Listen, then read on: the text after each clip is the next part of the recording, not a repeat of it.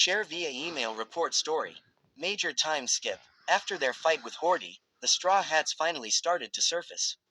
To the new world. Tilda tilde tilde. The light could already pierce through the veil of water and reach the Thousand Sunny. They were soon going to surface in the new world and everyone was excited. Some of them maybe a little bit too excited, we could say. Luffy was jumping up and down on the deck, talking too much for the others to be able to endure. What kind of foes will we have in the future? What kind of powers will they have? Do you think there'll be a guy that can transform in meat? Maybe I'll finally get to hear about Shanks after all these years. I wonder how the other emperors look like. I hope the Sea Kings will be bigger and will taste even better than the ones from the Grand Line. Oi, Luffy, stop that. Chopper tried to calm his captain down. Your wounds are yet to heal. If you keep jumping like this, they might reopen and you'll die from blood loss.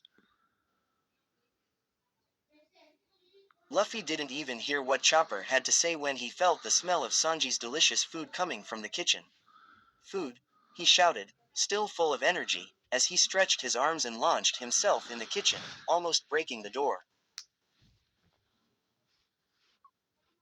Nami was sitting quietly under the tree with Robin, enjoying her drink and watching her captain lovingly. Without noticing, she came to stare at him with such a warm smile on her face, making Usopp and Brook, who were on the deck, look at her confused. Chopper was too busy trying to calm Luffy down to notice anything. Robin lightly shook Nami's arm. You're staring too much, the raven-haired woman giggled, making her friend blush and turn her face away from Luffy. We need to talk, she added as she got up and followed Luffy into the kitchen. Nami was left behind thinking of what just happened. She was just staring at him without even realizing. Usopp and Brook noticed, too. How stupid I am, she scolded herself while walking into the kitchen. She didn't even have time to process what was happening because the moment she opened the door, a heavy thing hit her, pinning her at the ground. The shock she felt made her close her eyes.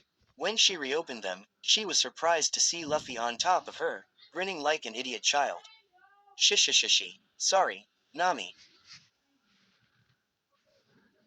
She pushed him off of her violently and stood up with her face red.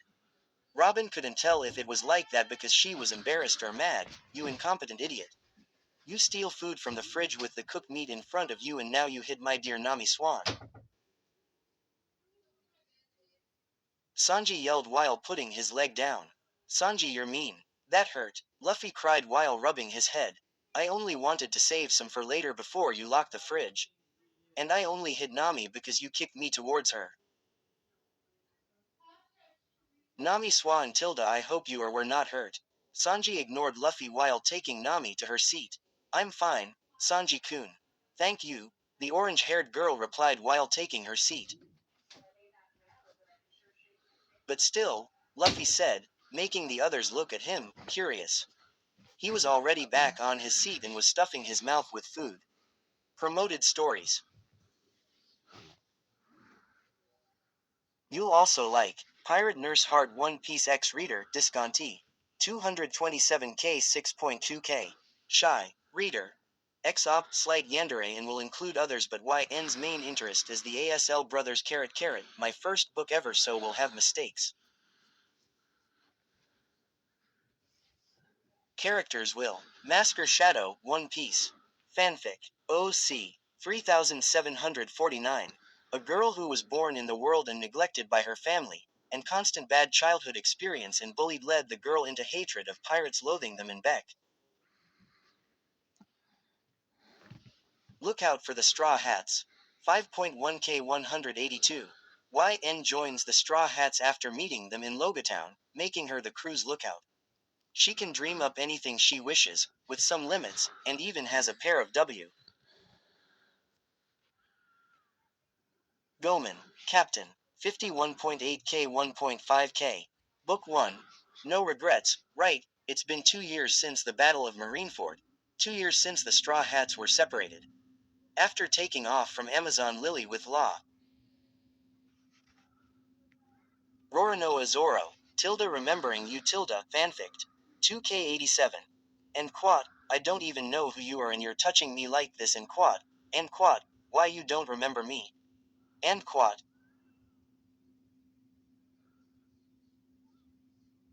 You looked up at him concerned, the weight of his words see. Gorgeous blue, One Piece live action, Nami. 24.7K 1K and quad. Ocean blue eyes looking in mine, I feel like I might sink and drown and die. And quad. A simple girl, daughter of a pirate captain, meets the future and quad, king. Phoenix One Piece X Reader. 56.1K 2.6.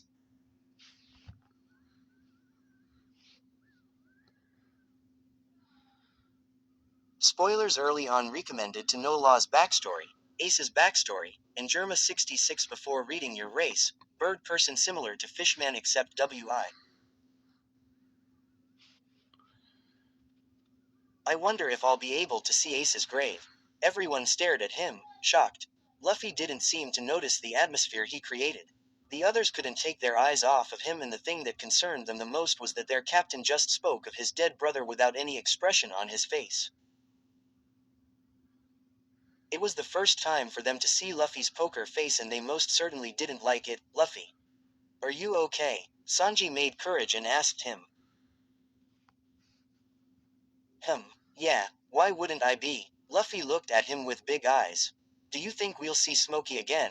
He then asked with the same, specific grin on his face. Everyone was somehow relieved to see Luffy back to his usual self, but none of them was going to forget what just happened. They were all worried for their captain. Say, Luffy, Usopp tried to speak, but he was immediately cut off by Zoro. Usopp, just drop it, he said while taking another gulp of sake. All this time, Nami remained silent with her eyes on her plate. She didn't find the courage to say anything. It was the first time to see Luffy like that and it scared her. Some friend I am. He is most probably destroyed because of Ace's death and I didn't even think about it. I thought he'd gotten over it just because he's Luffy, the happiest guy I've ever met, but I was, oh, so wrong. How could I even think like that? It's so obvious he's still hurting inside and that he needs help and I'm the one who knows best how he feels. She'd remember the state she was in before Luffy and the others popped out of nowhere and were there for her when she needed the most.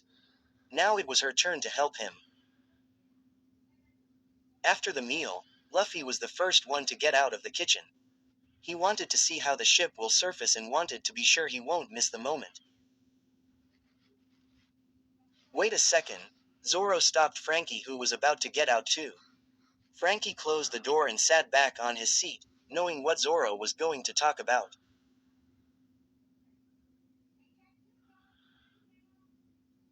Listen, I know you all are concerned about Luffy right now, but it's best we leave him be. He doesn't want to be pitied. That's why he put on that poker face earlier. He didn't want us to see how much he was suffering, Zoro explained them, hoping for them to understand.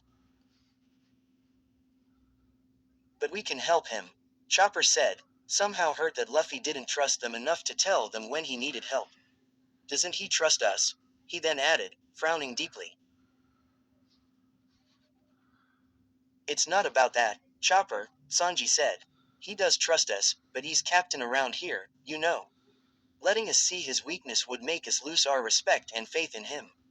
The crew would fall apart, or so he thinks, he concluded. Of course, that wouldn't happen, but it's also about his pride as a captain. Chopper sat back down, not saying another word. He knew Sanji was right.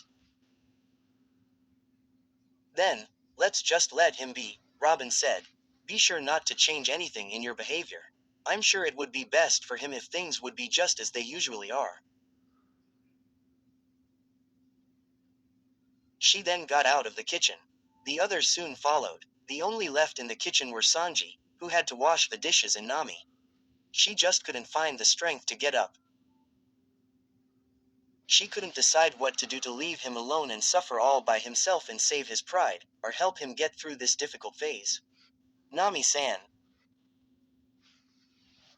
Sanji's voice forced her back to reality. You love him, don't you? He bluntly asked, making Nami open her mouth in surprise.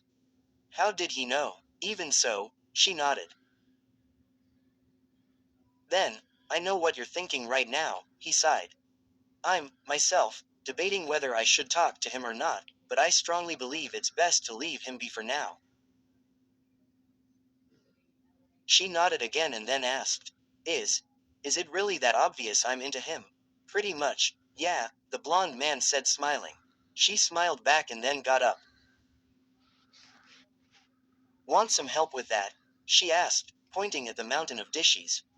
No, it's all right. Okay then, I'm going out, she said while opening the door. Sanji stood there smiling until she closed the door, then he collapsed and while hitting the floor, complained. Why him, Nami-swan?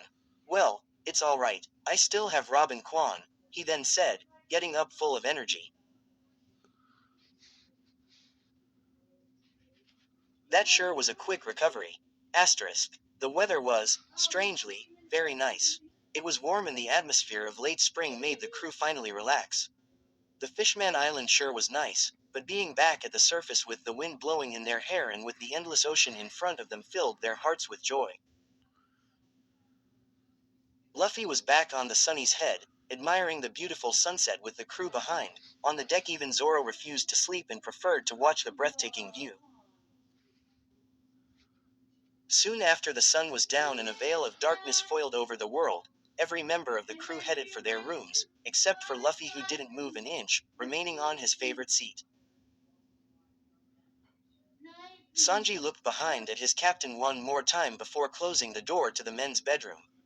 He wanted so much to help him but, even though it was so hard to admit, Zoro was right.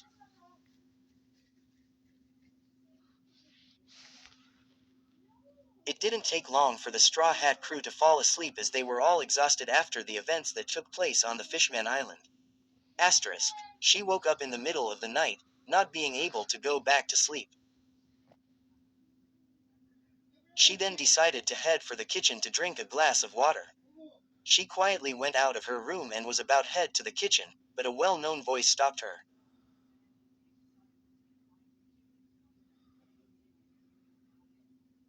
She heard Luffy laugh on the Sunny's head so she thought he was sleeping, until his voice pierced through the silence. Yeah, and then, Zoro and Sanji started fighting again even if it was the first time they saw each other in 2 years. They sure are funny. Brooke's skeleton jokes got even better and Frankie's body is way cooler now. Oh, Robin can make huge legs and hands with her ability now and Chopper and Usopp are both stronger and they still play with me every day. And Nami, she looks even more beautiful, if that's even possible. As she heard his words, she felt her heart skip a beat. Why would Luffy, out of all the people, say that? Well, her punches got stronger too, he then laughed. It hurts just thinking about it, even though I'm rubber. He then let a deep sigh out and continued. I wanted to see them so bad after you died, Ace. So he's talking to Ace, she thought, feeling her eyes wet. She wanted to help him. She wanted to, so much. She was also suffering seeing him like this. She was suffering on his behalf, because she loved him. She then felt her heart breaking into little pieces when she saw, shining in the moon's light, carrying his huge burden, the tears of the Pirate King. Not caring about Zoro's words, she went at his side. Luffy saw her sitting next to him, but he didn't wipe his tears away. He didn't feel like he needed to.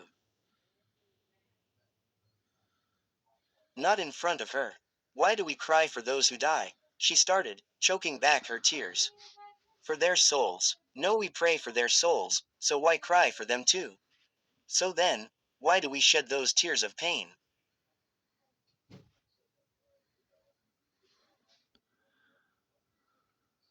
She made a short pause before continuing. No matter how you look at it, it is from selfish reasons. You miss Ace. That's why you cry. I missed Belmir-san and that's why I cried.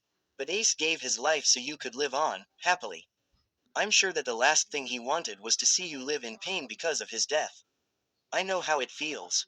And I also know how hard it is to get over it, but I'll be here every time you need me. I know you can't open up in front of us as our captain, but please, let me help you.